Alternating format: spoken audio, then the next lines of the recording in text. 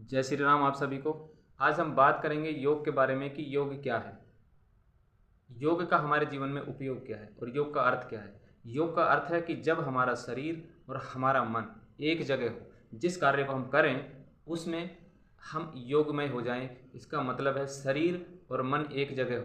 जब कहते हैं ना कि काम को ध्यान से करो, ध्यान से करने का मतलब है आपका शरीर भी वही है और ध्यान भी वही है। आज की दुनिया में सबसे बड़ी समस्या यह है कि हम ध्यान एक जगह नहीं लगा पा रहे।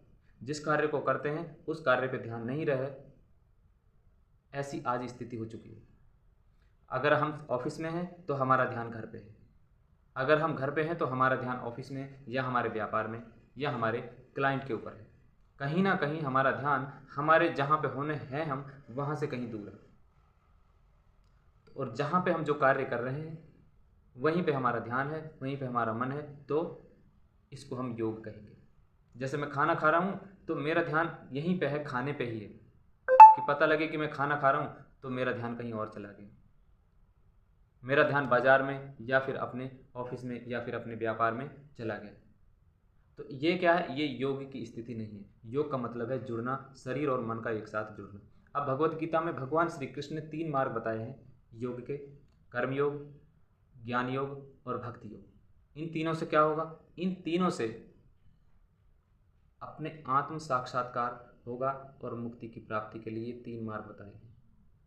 आत्म साक्षात्कार का मतलब है अपने अंदर जो गुण हैं, अपने अंदर की जो ऊर्जाएं हैं, अपने अंदर की जो शक्ति है, उसके बारे में हमें जानकारी हो कि हमारे अंदर ऐसी कौन सी शक्ति है, ऐसी कौन सी ऊर्जा है जो हम अपने जीवन को इन बाहर की दुनिया से हटा करके अपने सुखी जीवन को बना सकें।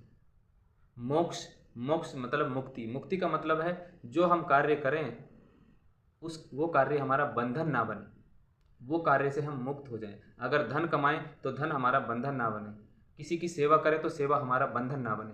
आप किसी को भोजन खिला रहे हैं, इस भाव से खिला रहे हैं कि मैं भी इसके घर जाऊंगा तो ये मेरी सेवा करे, अच्छे से मेरी इज्जत करे, तो ये बंधन है। आप अगर उसको एक अतिथि की तरह इस तरह से भोजन खिला रहे हैं कि मेरा कार्य है, मेरा स्वभाव है और मेरी ये कहते हैं ना कि ये मेरा कार्य है, ये कर्म है, मेरा धर्म है ये अतिथि की सेवा करना। अगर आपके अंदर ये भाव है तो आप योग के हिसाब से कार्य कर रहे हैं, मुक्ति के हिसाब से कार्य कर रहे हैं। आप मुक्त हो रहे हैं, मतलब आप उन चीज़ों से अपेक्षा नहीं कर रहे हैं। अब आने वाले वीडियो में हम जानेंगे ये 3 योग हैं, जो 3 मार्ग हैं योग के, ये कैसे कैसे कौन कौन लोग इनको अपनाएंगे। सबसे बड़ी भ्रांति ये हुई है कि वो अपने आप को पहचान नहीं पाए कि उनको ज्ञान मार्ग में जाना चाहिए, ज्ञान योग से जाना चाहिए, कर्म योगी बनना चाहिए या फिर भक्ति योग को अपनाना चाहिए। जैसे एक व्यक्ति के अंदर वात पित्त कफ 3 तरह के दोष होते हैं, तो अपनी अपनी प्रकृति के अनुसार उसको अपना व्यवहार, अपना खान पान, अपनी शैली को अपनाना होता है।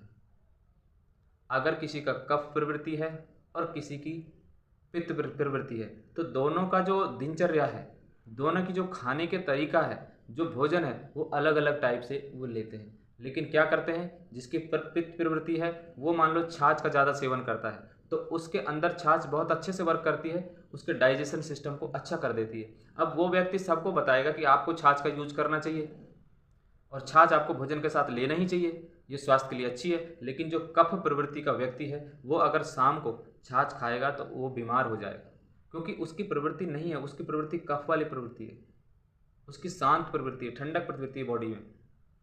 लेकिन कफ प्रवृत्ति वाले की अंदर पित्त बनता है और वो जब रात में भी अगर छाछ पिएगा तो उसको अच्छा लगेगा, उसके शरीर में उसको आराम मिलेगा, डाइजेशन अच्छा हो जाएगा।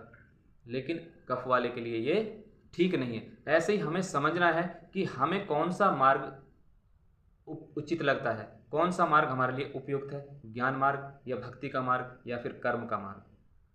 मित्रों, ये समझे बगैर अगर आप इस चीज़ में उतर जाएंगे, जैसे एक व्यक्ति है, सपोज करो मैं हूँ, तो मैं ज्ञान की बात करके अपने को मुक्त करना चाहता हूँ, ज्ञान लेकर के, ज्ञान प्राप्त करके मैं अपने को मुक्त करना चाहता हूँ, क्योंकि मेरी प्रवृत्ति मान लीजिए ज्ञान योग की है, ज्ञान प्राप्त करने की है।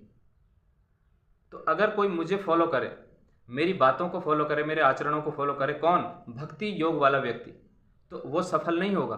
उसको फिर कहीं ना कहीं से अपना रास्ता चेंज करना पड़ेगा, क्योंकि मुझे ज्ञान की ज़रूरत है, मैं लोगों को ज्ञान देने का प्रयास करूंगा, और भक्ति वाले को समर्पण की ज़रूरत है, लेकिन मेरा उनके साथ तालमेल नहीं बैठ पाएगा। या फिर कर्म योगी मेरे साथ बैठे, तो मुझे कर्म में इतना बिलीव नहीं है, मुझे किस में है, ज्ञान में है। मैं ज्ञान प्राप्त कर करके अपने आप को मुक्त करूंगा जीवन से। लेकिन कुछ ऐसे लोग हैं जो कर्म में, सेवा में विश्वास रखते हैं, वो सेवा के जरिए, कर्म के जरिए अपने को मुक्त करते हैं और निष्काम भाव से कार्य करते हैं, जिसको कहते हैं ना निष्काम, जिसमें उसकी कोई आसक्ति ना हो। ऐसे कार्य करके, सेवा के कार्य करके, जन कल्याण के कार्य करके वो अपने को मुक्त करते हैं, उन दुखों से, उन पीड़ाओं से, उन चिंताओं से, उन अवसादों से अपने आप को दूर रखते हैं। क्योंकि जो भी वो कार्य करते हैं कर्मयोगी, वो बिना आसक्ति के करते हैं।